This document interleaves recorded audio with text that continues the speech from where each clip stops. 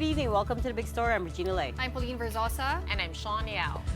Tonight's big stories. The Philippines and China figure in another aerial confrontation over disputed islands for a second time this week, just when the chief of the U.S. Indo-Pacific Command is in Manila for high-level talks.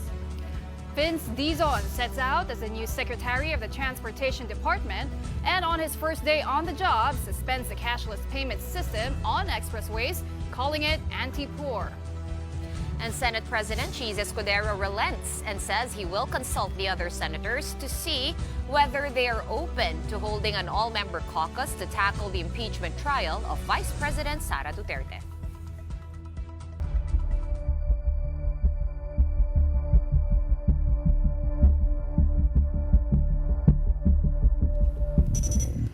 Well, there's been another incident out in the disputed waters, this time in the Kalayaan group of islands, otherwise known as Spratly Islands.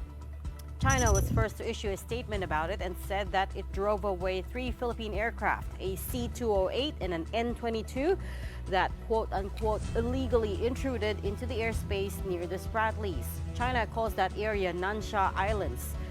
The incident happened yesterday, February 20, and Beijing's Southern Theater Command accused Manila of repeatedly stigmatizing, hyping, and smearing China's legitimate claims.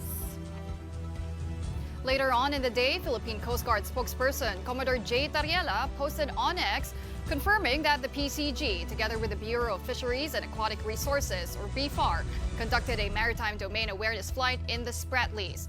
They used 2 aircraft that departed from Puerto Princesa. Tariela said during the flight, the BFAR aircraft consistently challenged the illegal presence of Chinese maritime forces. They also said they documented the following sightings: 6 Chinese maritime militia vessels in Rosal Reef, also known as Iroquois Reef. And over in Pagasa Island, there was at least 1 China Coast Guard vessel with bow number 5101 and over 50 maritime militia boats. But what's worrisome is that this is the second such aerial encounter in the South China Sea between Manila and Beijing. On February 18, the same BFAR aircraft, the C-208, was patrolling over the Scarborough Shoal when a People's Liberation Army helicopter flew dangerously close to it, coming even as close as just 3 meters away. Tariela said the chopper also tailed the BFAR aircraft, which he says is a blatant violation of international aviation rules. But China responded angrily, saying, and I quote, "We warn the Philippines that this clumsy trick is doomed to fail." Coincidentally, the commander of the U.S. Indo-Pacific Command, Admiral Samuel Paparo, is in Manila for high-level talks this week. He was received by General Romeo Browner Jr. at Camp Aguinaldo today, where they discussed defense cooperation, modernization, and regional security. In a post by U.S. Ambassador to the Philippines, Mary Kay Carlson, Paparo could also be seen meeting with Defense Secretary Gilbert Gibo Teodoro, DFA Secretary Enrique Manalo, and National Security Advisor Eduardo Año. The AFP says the visit demonstrates the enduring strength of Philippines-U.S. ties and their unwavering commitment to regional peace and security. Okay, let's try to get more details on this. Our first guest tonight is Philippine Ambassador to the United States, Jose Manuel Babe Romualdez. Good evening, Ambassador. Welcome back to the Big Story. I think I've got you on the line. Can you hear me okay? Yes, I can hear you. Thank you very much. Good evening, Stuart. Thanks for making time for us. We know you're very busy. First off, let's take off from Admiral Paparo's visit. Were you aware or did you participate in these high-level talks? And secondly, help us understand the significance of his visit here at this point in time, the second, I believe, since he was appointed last year. Well, actually, Admiral Paparo is here on an official visit also to celebrate or to commemorate the 80th anniversary of the American Cemetery and also the September invasion or war that culminated in the liberalization of Manila. So that he's here on that official visit. But I did participate in the meeting with Secretary Manalo this afternoon, and we had a very good, cordial meeting with the Admiral. And this visit obviously is one of the many visits that the Admiral intends to have here in the Philippines. After all, we do have a very strong relationship, defense relationship with the United States. Ambassador, I wonder if you could share some more details of that meeting with DFA Secretary Enrique Manalo. What was talked about? I know it's in the themes of cooperation, defense cooperation, modernization, and regional security, but did anything concrete come out of it?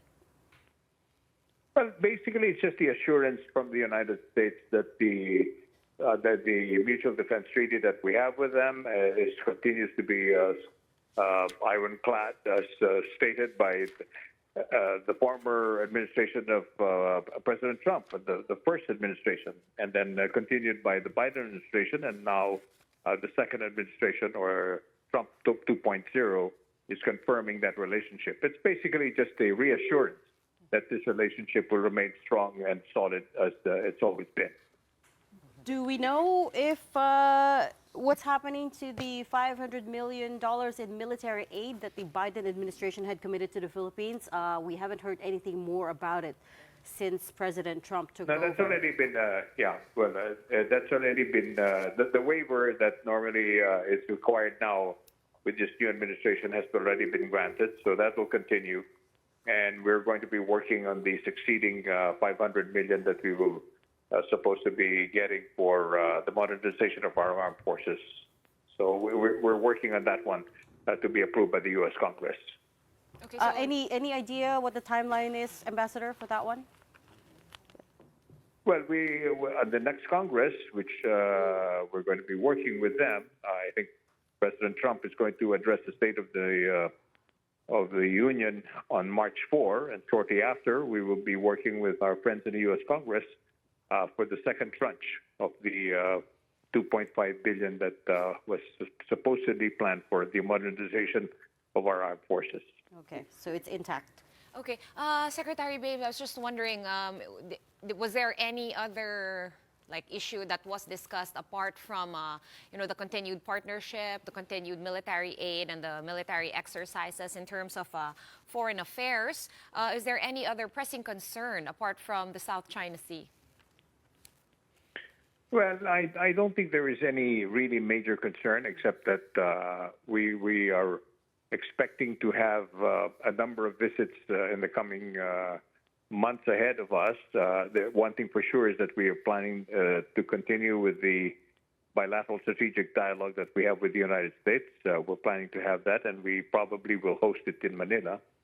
And then we're also planning to have potentially a visit coming from some of the cabinet secretaries, perhaps the Secretary Rubio and Secretary Hegseth may be coming to the Philippines when they do go to the Asian region. So these are things that are being planned, but of course nothing has been confirmed until as we get closer to the planned visits of these secretaries. Anything about the Luzon Economic Corridor? There was that visit from U.S. Trade Secretary Gina Raimondo last year. This was much bandied about. I also attended some economic outlooks from a lot of investment houses here, and they were looking very much forward into that, and that was also factored into their economic analyses, into their predictions and their forecasts. Can we still count on that, to see the light of day? Oh, yes, very much so. In fact, I just had a conversation with the head of the Luzon corridor, the economic corridor that is being planned. And this is Helena Matza, who is still now heading that. And I believe that this is going to continue. Because remember, there are other countries that will be coming in, like Japan, and some of our other allies that will be coming in to invest in that Luzon economic corridor. Do we know if there's a dollar commitment yet, Ambassador, as far as the United States' engagement with the Luzon Economic Corridor? Is there a specific dollar commitment? I don't have the exact figure. I don't have the exact figure, but I'm pretty sure it's quite a very fairly large amount, because that's really covering an entire portion of the Luzon corridor. So it's a project that is obviously going to be very important for not only for our economic relationship with the United States, but the economic relationship with other countries as well. Ambassador, what about a potential meeting between President Trump and President Marcos? 3 weeks ago, around January 30, Secretary Manalo did say it's still in the early stages, in the initial phase, but President Marcos did say he wanted to discuss immigration policies, such as cooperation with the U.S. Where are we in terms of that, Ambassador? Well, the White House has informed us that President Trump will definitely see President Marcos, but it's just really a question of, again, the timing. As you know, there's a lot of things going on in the United States now, especially on the other side of the world. So we're expecting that to be obviously right now in the mind of the White House. So we'll just wait until they inform us when it will be a good time for President Marcos to either go to Washington, D.C., or who knows. If President Trump comes to the Asian region, he may even come to the Philippines. That's always a possibility. What's been your experience dealing with the White House this time around? I mean, the difference is that, President Trump has surrounded himself with other people this time around. You've got Elon Musk also, deciding on a lot of these policies. What's your personal experience? I don't see really a problem if it's something that we should be concerned about. I think that especially with the National Security Advisor's Office, of which Secretary Teodoro and I had our first meeting very early on. It was only 2 weeks after President Trump was inaugurated. We were already there at the White House, and we came out of that meeting feeling good that it's not really going to be any major change in the way we interact with the administration of President Trump. Yeah, so, and knowing President Trump personally, I feel that our relationship is just as good as it was in the first Trump administration.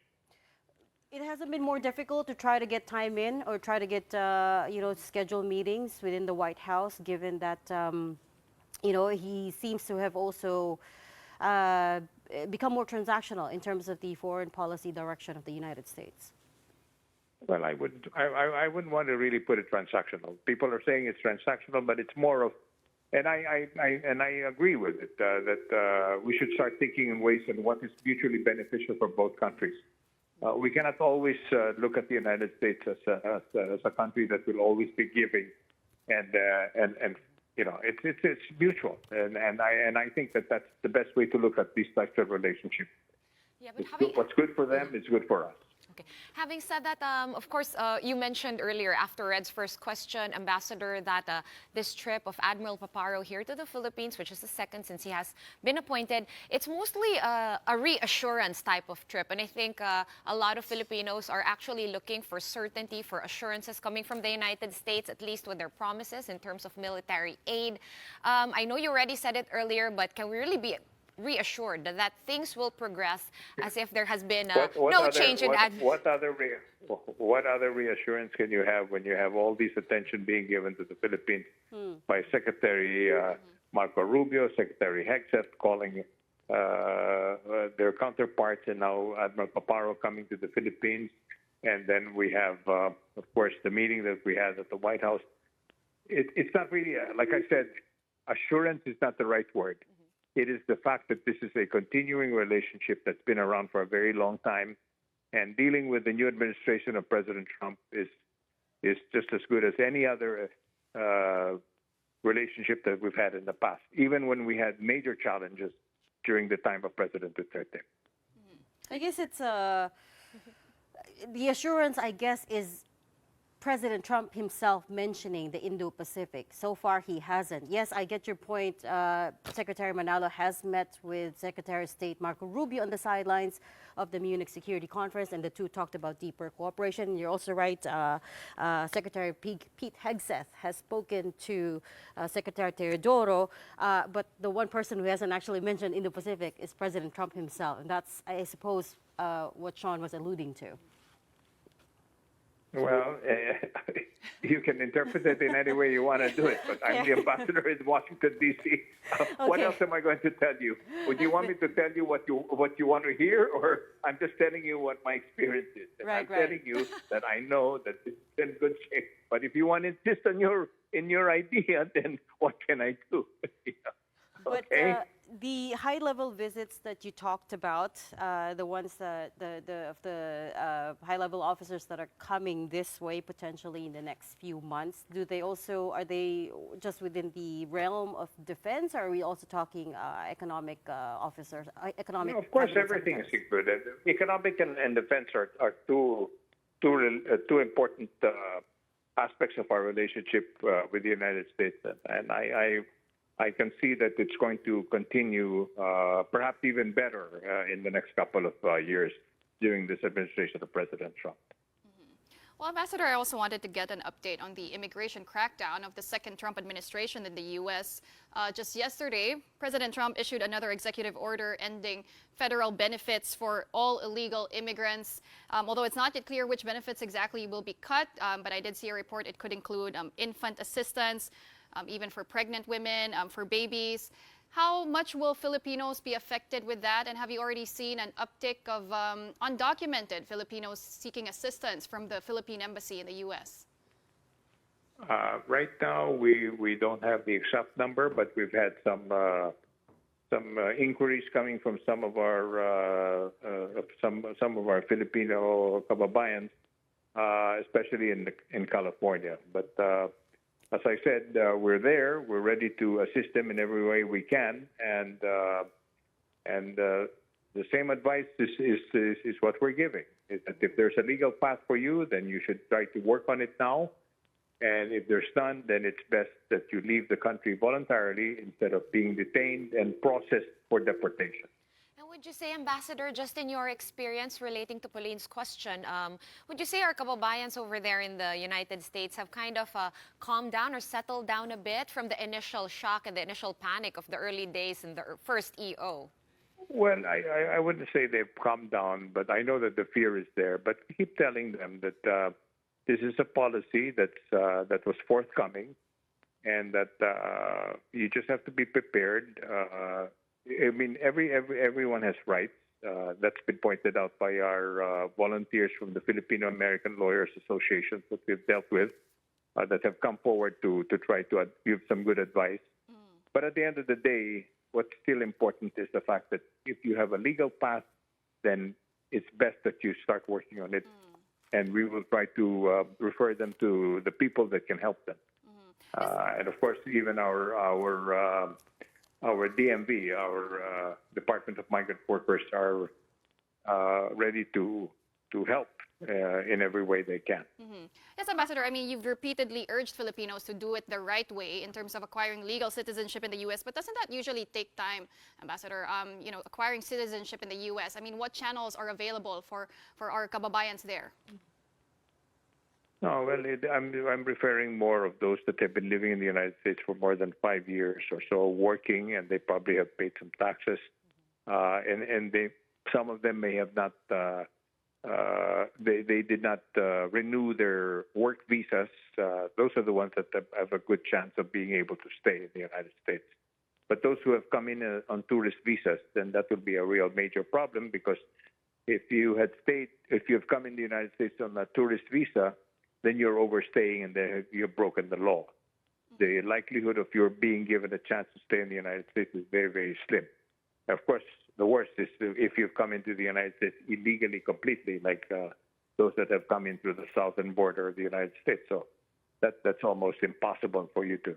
And needless to say, if you've committed any kind of crime and you're already been plotted, meaning to say you've been identified, that would be really a major problem. But so far, you've not heard of any Filipinos getting caught up in the immigration raids. I believe they've done a. There have been some, I understand, but we're not at liberty to disclose any of that as part of the policy of the immigration people that we've talked to in the United States. They've been helping. They've been very helpful to us because we're not in the bad list, so to speak. And this is why it's important for us to try to work with them so that those that are caught are not given a hard time. Which cities are there that, if you're at liberty to say, Ambassador? We know that there have been raids in New York and some in the West Coast as well. Yeah, many, of course, where there's a large number of Filipinos, large population. These are the places that normally you can be sure there'll be some Filipinos that there are raids that are being conducted. And if it comes to Anyway, I think I've given you enough time. I do have to go. I promised your producer that I was going to give you some time, and I think I've given you quite a bit. You have. I have a dinner right now. Okay, we're going to let you go. Thank you so Thank much you, for your Ambassador. time, Ambassador, All Philippine right. Ambassador to the United States, Jose Manuel Babe Romualdez. Right, still on Donald Trump, he is copping a lot of flack online right now for likening himself to a king. In a post on Truth Social, he said that congestion pricing is dead. Manhattan and all of New York is saved. Long live the king. Trump was praising his own attempt at revoking New York City's congestion pricing scheme, which was actually recently reinstated. The White House then shared Trump's quote with a computer-generated image of Trump on a fake Time magazine cover, donning a golden crown. Behind him, the skyline of New York City. New York City Governor Kathy Hochul has since slammed Trump for the post and threatened to take the president to court. The White House Facebook page was also review bombed by people who were alarmed by the post. Some leaving messages like, "No president is king. White House used to be an honorable place." "Let's hope the clowns don't burn down what's left of those hallowed halls," another person wrote. And the tenants of this house should be evicted immediately. Well, Trump's not the only one getting caught up in transport issues. New DOTR Secretary Vince Dizon assumed office today, and his first order to suspend once again the plan to make toll collections and expressways 100% cashless. Jared De La Peña has that report. Vince Dizon hits the ground running as he formally assumed the post vacated by resigned Transportation Chief Jaime Bautista. His first order, suspend the implementation of the 100% cashless toll collection in expressways. According to the new Transportation Secretary, this needs more study. Having a cashless system is not pro-poor. It is anti-poor. Why? Tayo siguro dito, kasi kayo, alam ko matataas ang sweldo nyo, kaya nyong mag-load sa Easy Trip tsaka sa Auto Sweep ng 2,000, 3,000, 5,000. Pero paano yung mga kababayan natin na sagad-sagad ang budget? Di ba? Hindi sila makakaload. Tingnan muna natin yung sistema. Di ba? Is there a way to make it more efficient? Okay ba? Lahat ba ng barrier gumagana? Lahat ba ng RFID nababasa? Di ba? Kasi kung may problema pa tayong gano'n at hindi pa halos perfecto yung sistema natin, baka hindi pa panahon para bigla-biglaan tayong mag-cashless. Recall that the Toll Regulatory Board gave the cashless toll implementation the green light, supposedly starting March 15. The TRB has been informed about Dizon's decision, and so have San Miguel Corporation, which operates SLEX, Skyway, NLEX, and TPLEX, and the Metro Pacific Group, which operates NLEX, ECITEX, Cavitex, and the Cebu-Cordova Link Expressway. But the firms have yet to comment on the matter. In a statement last Wednesday, NLEX Corporation said it has invested almost 1.4 billion pesos in automatic license plate recognition cameras so that RFID tags in vehicles can be read more easily. Meantime, Dizon noted President Bongbong Marcos's marching order to fast-track infrastructure projects meant to improve the traffic situation. This is in the works, but the new DOTR chief also wants to focus on what can be fixed at once, such as the EDSA busway, additional train coaches, rehabilitation and privatization of regional airports, improvement of agricultural ports, construction of cruise terminals, and revamping of the Pasig River ferry system. Dizon's goal, make more roads walkable to lessen the need for transportation. Ang paggawa ng bagong kalye, hindi yan ang ultimate solution. Ang ultimate solution is mass transit, high-capacity mass transit. That's the ultimate solution. And also, making the environment in the city conducive for people to walk. No, gago na in this day and age where wellness is so important, especially to our young people, di ba? It's so important. But how can they walk when there is no infrastructure that will allow them to walk? There will likewise be privatization under Dizon's leadership. May gagawin tayong infrastruktura, airport, train, etc., mapapabayaan lang eh. After a few years, mapapabayaan eh. So I absolutely agree, and I really want to thank Secretary Jimmy for number one, for really leading this push to privatize. No, I mean, napakalaking bagay po ng privatization ng NAIA. No, and I think that has really set the tone. And yes, the transport chief is not junking the PUV modernization program. But Dizon said he will welcome dialogue with jeepney operators and drivers. Ang kailangan talagang kausapin natin dito ay yung mga transport workers, yung ating mga operator, yung ating mga driver. Kasi at the end of the day, kung ano ang dagdag na gastos, sila ang kailangan mag-bear nun eh. Sila ang sasalo nun eh. Kung meron din silang mga legitimong concerns na kailangan pakinggan ng gobyerno. No promises though from Secretary Dizon about finally solving the country's transport crisis. We're not going to fix traffic in 5 years, maybe not even in 10 years. But we can do some things now to slowly alleviate the commuter and the motorist experience. Dizon is bringing in his experience to the DOTR along with some undersecretaries. He hinted at tapping personalities with extensive know-how in the ins and outs of transport management. But Dizon was quick to clarify that some of Bautista's team will be retained in the DOTR. For News 5, Gerard de la Peña, we are One News. Happened to solving traffic in 6 months. Now it's 5 to 10 years. Let's get real. The subway. That's a big leap from 6 months to 10 years. But okay. That's the difference between a campaign promise and harsh reality. Okay, fair enough.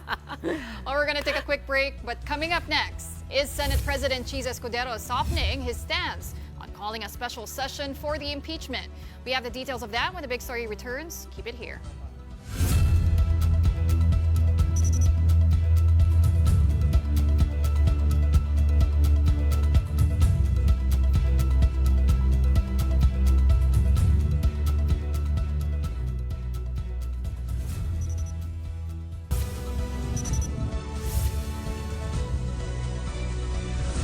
Welcome back. You're still watching the big story here on One News. Senate President Cheese Escudero seems to be presenting a slightly softer stance on the impeachment. In a message sent to Senate reporters just today, Escudero said that he is now open to consulting his colleagues about an all-member caucus, but only if they want to and if they're available. He did also temper it by saying, I, however, disagree with him meaning Senator Coco Pimentel, that we can start trial during the recess when we are not in session. This may bring our actions into question before the courts. Prudence, as they say, is the better part of valor. Up until a few days ago, Escudero had been emphatic that they can only tackle the case in June, but Senate Minority Leader Pimentel has repeatedly prodded him to convene a special session. He has sent a letter to SP Chiz emphasizing the word forthwith in the rules for impeachment, suggesting too that the Senate can start trying the Vice President as early as March. Pimentel says he plans to send a second letter that will present evidence that the upper chamber as a legislative body does not need to be in session to act on the move to oust Sara.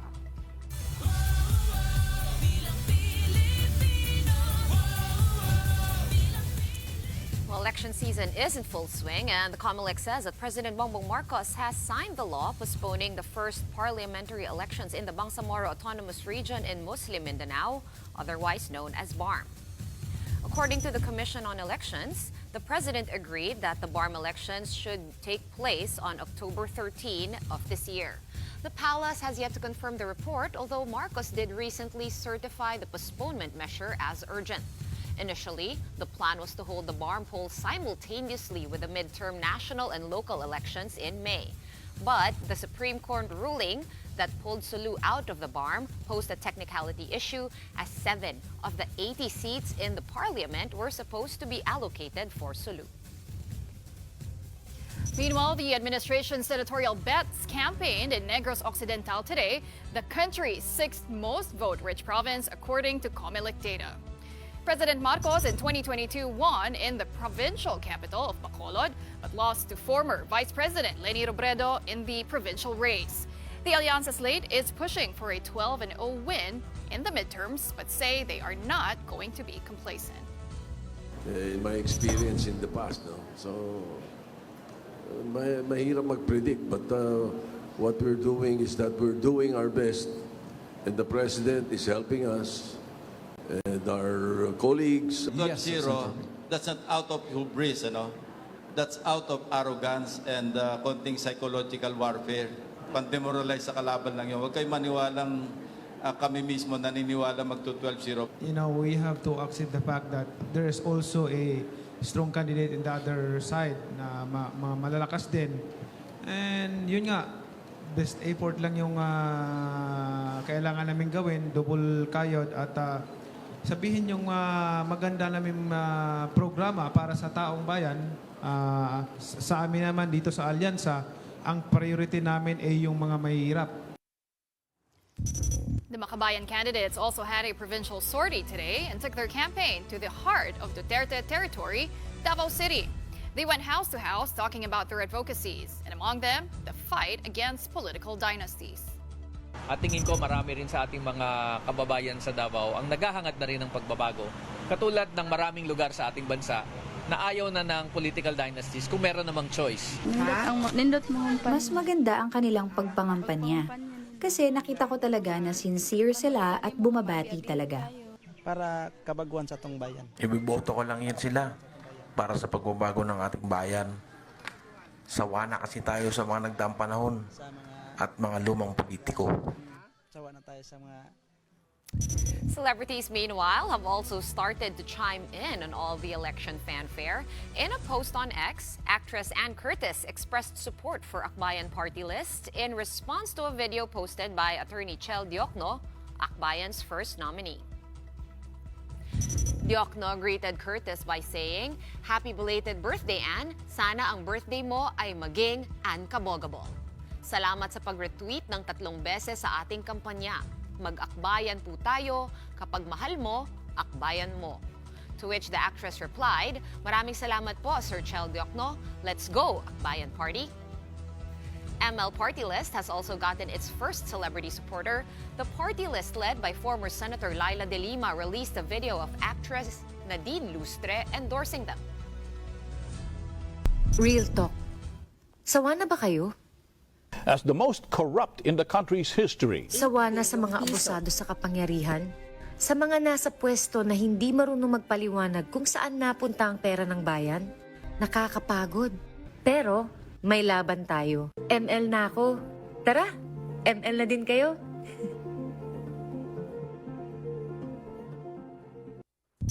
Okay, at this point, let's bring in Attorney John Rex Laudianco, COMELEC spokesperson. He's joining us via phone. Good evening, Attorney Laudianco. Thanks for being back with us. Good evening po, Ma'am Regina, Ma'am Pauline, and Ma'am Shawn. At sa lahat po natin taga-subaybay. Attorney, first off, let me confirm that President Marcos has signed the motion to move the BARMM elections to October 13. Is that correct? Kasi we haven't gotten confirmation from Malacanang. That's why I'm asking you. That is correct. The Office of the President has transmitted to us today the copy of the law signed by the President, confirming that the BARMM parliamentary elections is rescheduled and set to October 13, 2025 po. Okay, Attorney Rex, quick follow-ups lang about that. What's going to happen now, as we have reported, 7 of the 80 seats in the BARMM Parliament was allotted for Sulu. Now that Sulu has been pulled out, what's going to happen? Magkakaroon ba? There's also been talks of baka mag-plebiscite ulit. Is that possible? Can you tell us what the timeline is? Because October isn't so far away. Okay, the law itself states that it's up to the Bangsamoro transition to determine whether or not to reapportion the 7 seats of Sulu. So if they would be doing that, the COMELEC would be opening the filing of certificates of candidacy exclusively for that. The law also states that those who have filed their certificates of candidacy will already be considered as the candidate for the October 13 BARMM parliamentary elections, and no changes will be allowed. And changes will be allowed only in cases of death or disqualification of the original candidate or nominees. Okay, so basically hantayin natin yung Bangsamoro Transition Committee na mag-decide kung anong magyayari doon sa 7 seats before we can proceed, but that the existing COCs that were filed in October will be valid for the upcoming BARMM polls, right? Tama po. Kung ano po yung mga candidates doon for the legislative districts at yung parties and the nominees who had manifested their intent to participate will be the same as included in the ballots po.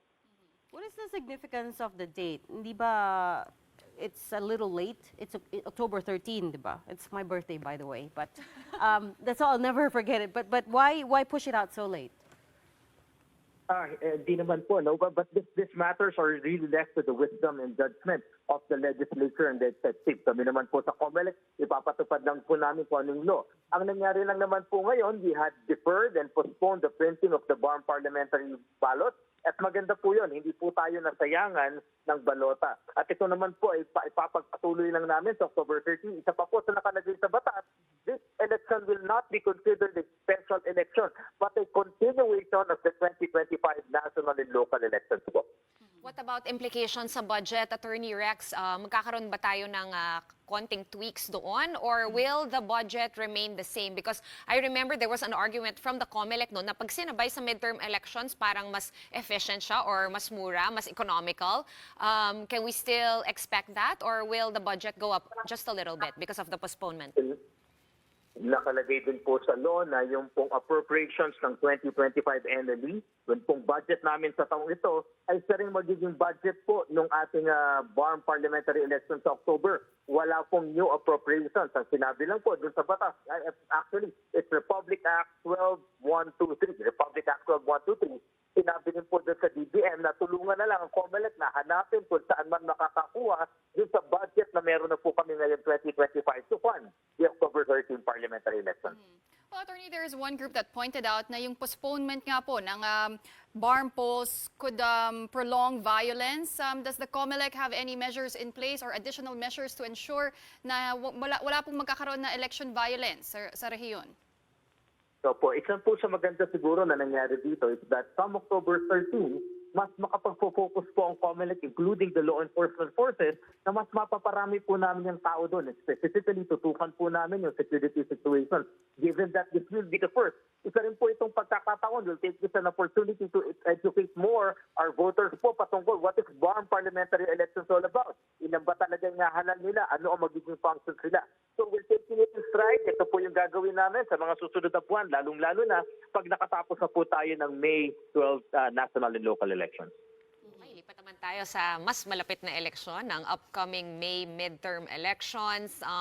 Of course, the newest thing that we heard and what we were discussing here yesterday in the studio was the new rules on election surveys. Can you tell us how this is going? Nakapag-register na ba ang mga survey companies? Magsisimula na po sila mag-register sa atin. Yung alam naman po natin na talagang merong legitimate survey companies at meron din po mga survey companies, more or less legitimate, kung hindi man legitimate, pero ginagawa nila ang kanilang survey, hindi para to get the pulse of the people, kundi para maging parte ng kanilang campaign. In fact, lopsided or biased. Yun po ang thrust ng ating resolution na ito na para masiguro na kung ano man po yung lalabas na survey, it's not there to influence or to create a trend, but really to determine the pulse of the people. But it only will prohibit publishing to the public, meaning kumbaga yung circulation nito, will that also be a violation kapag pinakalat mo on the ground habang nangangampanya? That's correct. Kasama po yun. Kasi nga po yung publication, yun naman po talaga yung means para pakalat ito. And that includes not just the traditional media, but also in the social media. Kaya nga po mahigpit ang resolution na sinasabi na kapag nilabag po ito, ay maaring magdulot hindi lamang ng disqualification ng kandidato na nag-commission ito, kundi po pagpa-file ng election offense cases both sa candidate na nagpa-commission at yung po mismo sa survey companies. Dahil nga po ang thrust nito is to ensure fairness in the election at walang propagation ng false information. Attorney, what will happen doon po sa mga survey firms na nakapag-conduct na po ng mga ng kanilang survey before the resolution was passed? Bale, bawal na po nila ito ilabas? Tama po ba kung hindi sila registered? Ito po, pag na-implement na po natin yung law, ito pong resolution, kailangan po sumailalim muna sila doon sa ating registration dahil pumasok na po tayo sa election period. Yun naman po mga surveys na nauna na i-publish na, wala naman pong problema dahil prospective naman po ang application ng ating resolution. On another issue, Attorney Laudianco, yung disqualification case against the Tulfos on the grounds that they are a political dynasty, when do we expect a decision on that?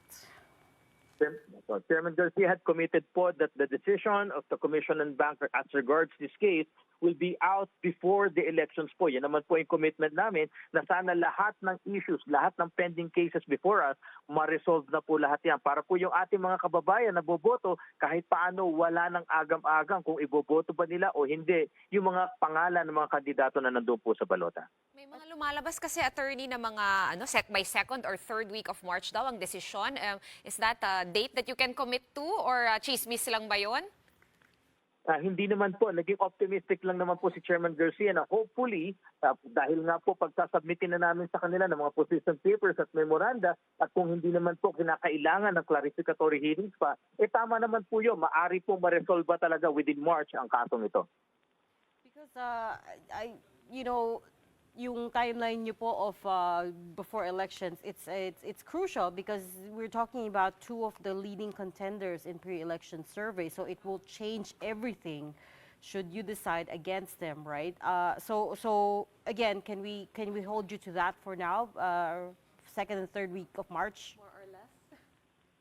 Hindi naman po siguro we cannot hold the Commission and Bank to that. Ang binigay naman po ni Chairman Garcia ay siguro isang very optimistic timeline kung saan sarili nila po ang nag-commit sila. But then again po, maraming pwedeng mangyari. Depende po. Sabi nga po namin, itong bagay na ito, kung hindi kakailanganin ng clarificatory hearings, kung magiging sapat na yung mga isasubmit na position papers at memoranda sa kasong ito, bakit hindi? Maari nga matapos ng March. Pero kung tignan po natin, kung kakailanganin talaga ng hearings, maari po sigurong umurong ng konti.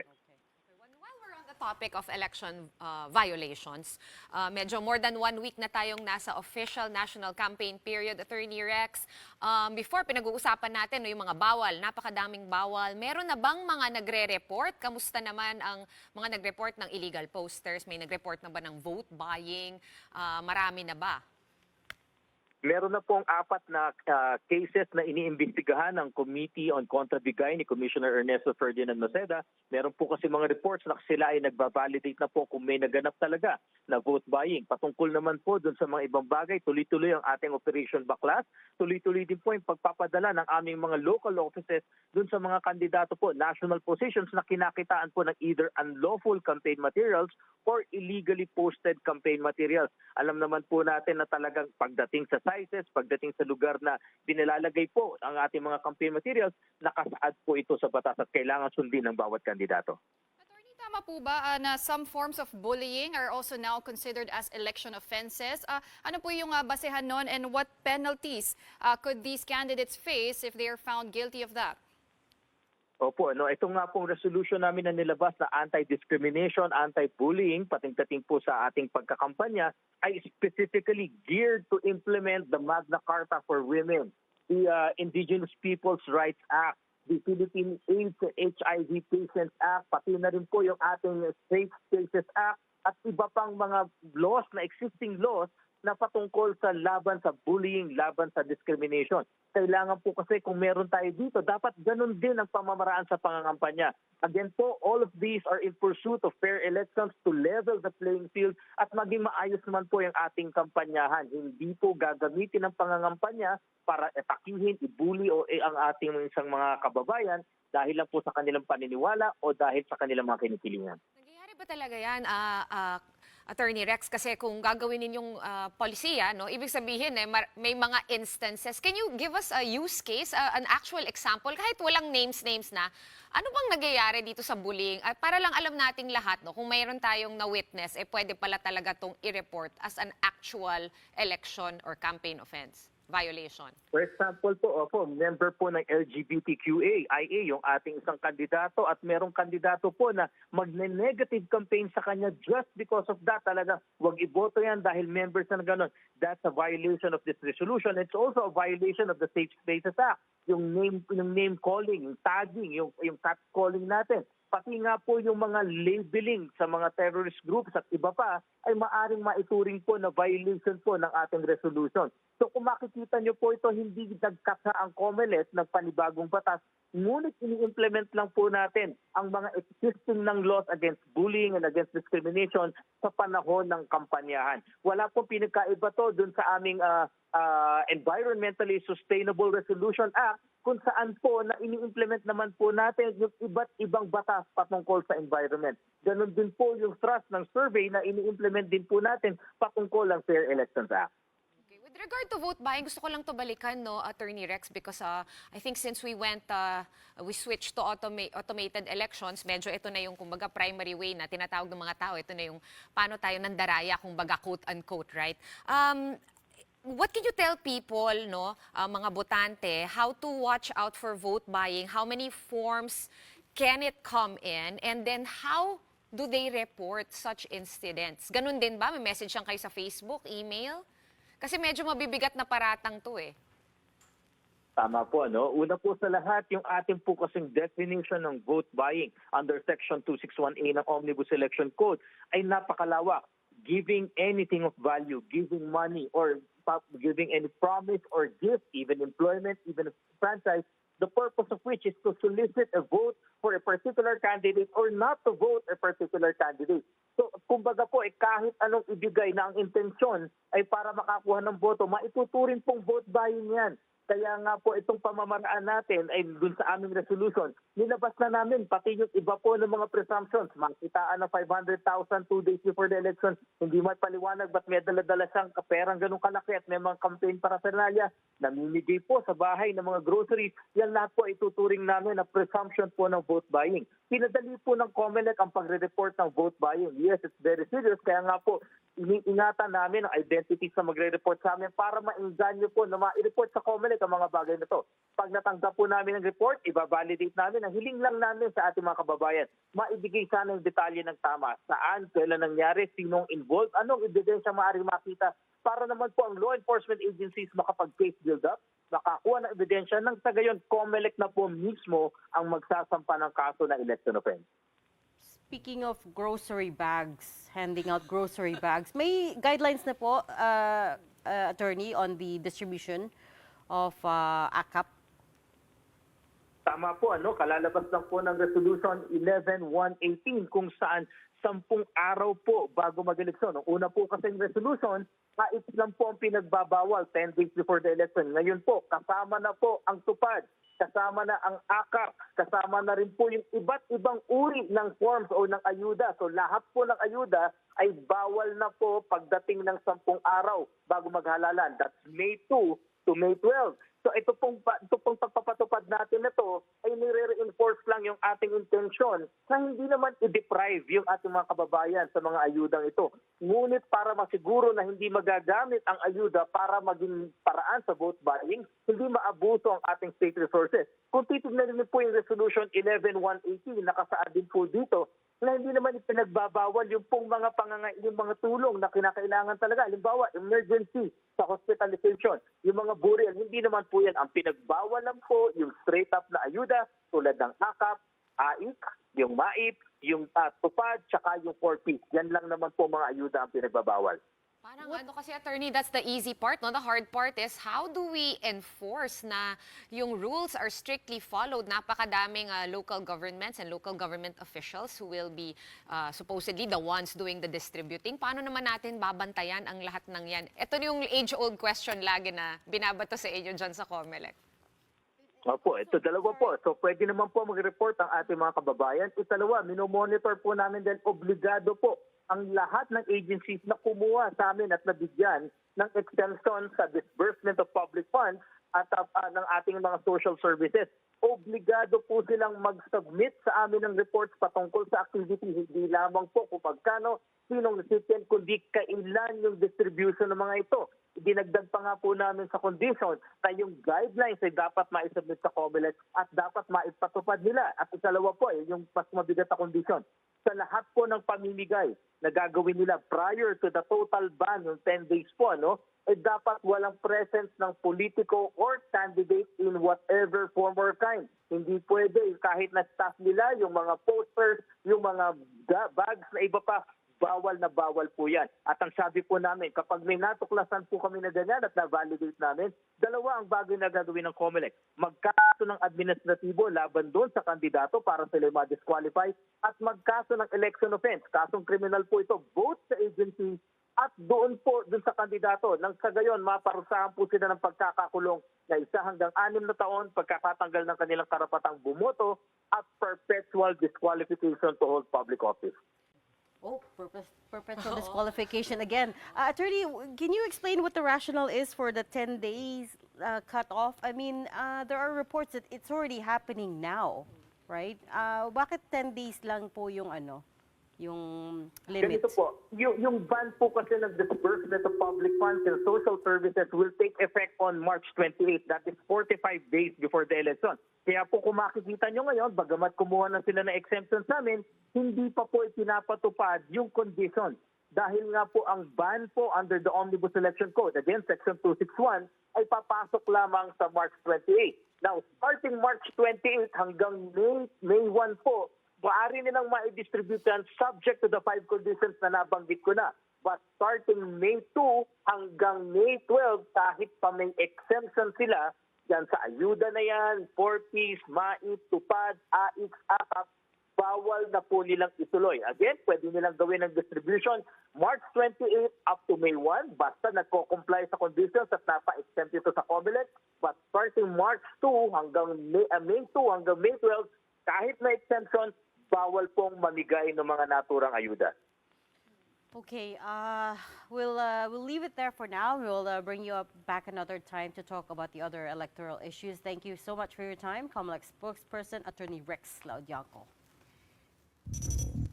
Time to pause for another quick break for now, but right after that, the Bangko Sentral pulls off another surprise, reducing reserve requirement ratios of banks.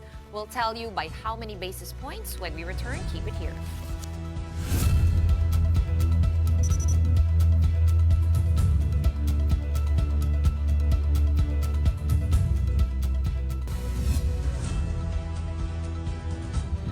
Welcome back. Thanks for sticking around with us here on The Big Story. In business news, the Bangko Sentral pulled another surprise today. It announced a jumbo reduction to big banks' reserve requirement ratios, taking it down by 200 points to 5%. At the same time, the RRR for digital banks was slashed by 150 basis points to 2.5%. And for thrift banks, they won't be required to hold any funds against their deposits anymore. These will all take effect March 28. And what this essentially does is reduce the amount of money that banks have to hold as standby funds, which means they will have more cash to lend out to consumers. We are also still closely watching the health of Pope Francis. The latest word from the Vatican says the pontiff is slightly improving as he continues to battle double pneumonia. This marks the second day that his condition has been described as stable. Here at home, several vigils were held for the Pope. Jose Cardinal Advincula led a holy hour for the healing of Pope Francis at the Manila Cathedral at 5 this afternoon. At the same time, CBCP President Pablo Virgilio Cardinal David celebrated a special mass at the Cathedral of San Roque in Caloocan City. In Cebu, Archbishop Jose Palma led a Eucharistic vigil for the Pope's recovery. Habang naghihirap siya, ito tayo, inaalalayan natin siya sa ating mga panalangin. We can't go to Rome or to Gemelli to visit him, but this community prayer, this hour of prayer is a big help for him. While shifting gears, Manila Electric Company, or Meralco, took home 10 silver anvils at this year's 60th Anvil Awards. The MVP-led company was recognized for its excellence in communication with more notable campaigns like Goodbye Spaghetti Wires and With Great Power Comes Great Reliability. Meralco's efforts in employee development, public service, and corporate social responsibility also earned awards, with one Meralco Foundation winning 2 of the 10 Silver Anvils. Anvil Awards, organized by the Public Relations Society of the Philippines, is the country's top recognition for public relations excellence. Okay, congratulations to Meralco, but we would also like to recognize efforts to keep this very important part of our history alive.